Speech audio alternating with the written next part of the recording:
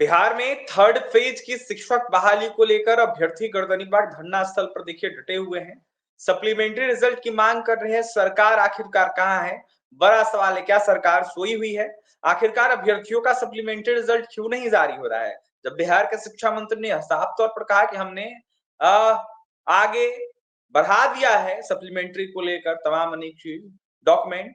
इसको देखते हुए दस्तावेज आगे बढ़ाने के बावजूद आखिरकार बीपीएससी क्यों नहीं सप्लीमेंट्री रिजल्ट दे रहा है?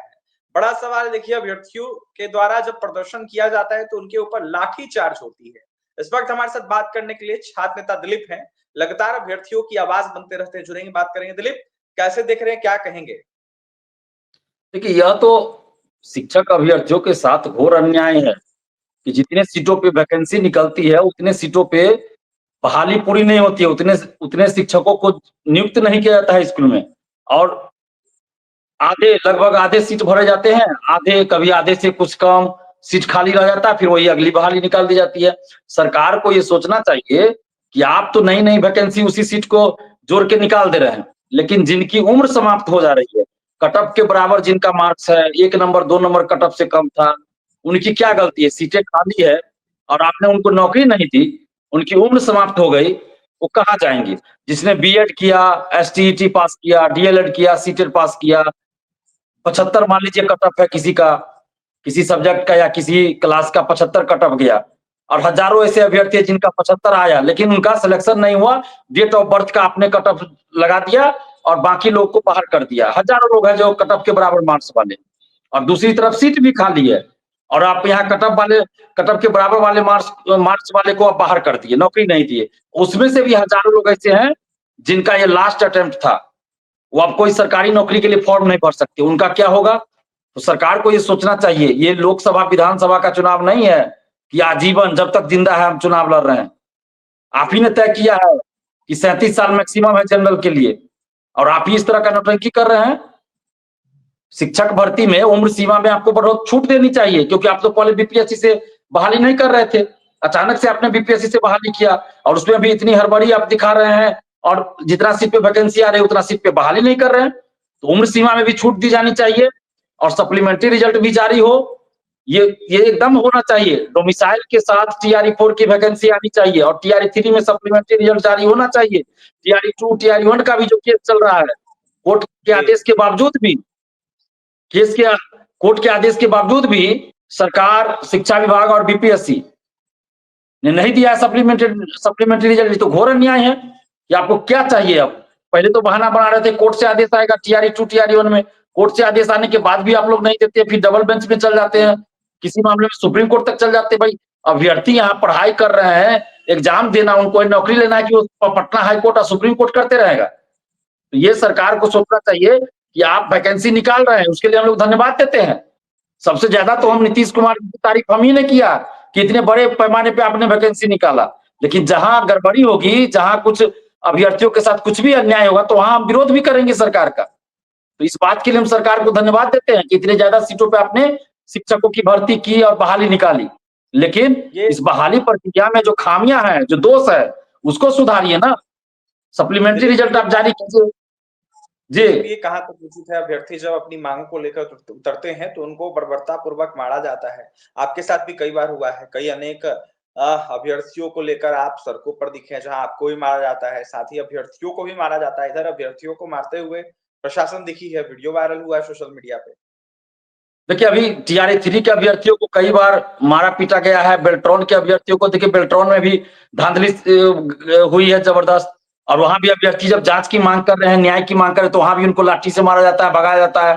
टीआरई 3 के अभ्यर्थियों को कई बार लाठी चार्ज करके मारा गया है, बहुत से अभ्यर्थी घायल हुए हैं। इसी तरह 17वीं बीपीएससी के अभ्यर्थियों को मारा गया। तो लगातार, मतलब अभ्यर्थी अगर अपनी मांगों को लेकर किसी नेता के पास जाते हैं, मंत्री के पास जाते हैं, तो बहुत सारे मंत्री कहते हैं हमको तो पता ही नहीं इस बारे में। बहुत मंत्री कहते हैं कि अच्छा देखते हैं क्या होता है, कुछ कर सकते हैं तो करते हैं, और कुछ करते नहीं है। शिक्षा मंत्री बोल देते हैं जो बात, उस पर भी अमल नहीं करते हैं, उसको भी लागू नहीं करते। तो अभ्यर्थी करे तो क्या करे? और कोई भी अभ्यर्थी एक भी वीडियो कोई दिखा दे कि किसी भी स्टूडेंट ने कहीं कोई हिंसा किया हो, कोई आपत्तिजनक बात किया हो, नहीं, शांतिपूर्वक। यहाँ तक कि प्रशासन के जो लोग आते हैं, चाहे वो पुलिस प्रशासन के हो या एडमिनिस्ट्रेटिव हो, कोई भी हो, जो भी आते हैं उनका पैर तक पकड़ लेते हैं, हाथ जोड़कर विनती करते रहते हैं कि हमारी बात को सिर्फ मुख्यमंत्री जी तक पहुंचा दीजिए, लेकिन इसके बावजूद भी अभ्यर्थियों को दौड़ा कर मारा जाता है, पीटा जाता है, जेल भेज दिया जाता है। और मेरे साथ तो कई बार हुआ है, खासकर 12 अगस्त और 6 दिसंबर को टारगेट करके मारा गया, और इस तरह से मारा गया है, कमर पे मारा गया है, लाठी से पीछे से घुसेट कर मारा गया है, गिरा दिया गया जमीन पर। कल ही हम डॉक्टर से दिखाए हैं, तो एक्सरे हुआ है मेरा, उसमें मतलब बहुत सारी समस्या आई है। बेल्ट लगाना है, रेस्ट में रहना है, ज्यादा मतलब बस से, टेम्पू से, बाइक से कहीं आना जाना नहीं है, रेस्ट में रहना है और बेल्ट लगाना है। इसके बाद एमआरआई कराना है, दवा दिया गया है, मेडिसिन दिया है, नहीं ठीक होगा फिर आगे देखिए क्या होता है। तो ये तो टारगेट करके हमें मारा पीटा गया। और अब देखिए पटना सदर एसडीओ कोर्ट में भी 15 लाख की बात आ रही कि 15 लाख हम लोग अब ये मेरे ऊपर किया जाए, 15 लाख का दबाव दिया जा रहा है। तो ये सब चीज आप समझिए कि किस तरह आवाज को दबाया जा रहा है। आज ही आप देखिए खबर छपी है कि रंजीत रजक जो 67वीं बीपीएससी पेपर लीक का मास्टरमाइंड था, जिसने अपना सेटिंग भी कराया, अपने बहनों का, अपने दोस्तों का सेटिंग कराया, खुद कबूल किया, और उसको गृह विभाग ने दे दिया है, निलंबन मुक्त कर दिया है। अब उसको भी नौकरी में ज्वाइन करवाया जा रहा है। तो भाई आप किस तरह से अभ्यर्थियों के साथ न्याय कर रही है? तो घोर अन्याय है ना। पेपर लीक आपका रुका नहीं, और दूसरी तरफ आप पेपर लीक करने वाले को आप नौकरी में दे रहे हैं, नौकरी में ला रहे हैं, वो भी पुलिस विभाग में। तो ये तो घोर अन्याय है, इस तरह से तो नहीं चलेगा ना। अभ्यर्थियों से हम आग्रह करेंगे कि एकजुट होइए, एकजुट होकर अपनी लड़ाई लड़नी होगी हम सबको। और डोमिसाइल के लिए भी हम लोग को लड़ना है। डोमिसाइल के लिए 5 जून को महाआंदोलन पटना में करने जा रहे हैं। आप तमाम अभ्यर्थियों से अपील करें कि पारदर्शिता भी हो सभी बहाली में, उसके लिए हम लोग आंदोलन कर रहे हैं। डोमिसाइल लागू हो, जितना भी वैकेंसी है, लाइब्रेरियन हो चाहे और भी जो भी दरोगा की वैकेंसी, बीएसएस, सीजीएल सबकी वैकेंसी आए।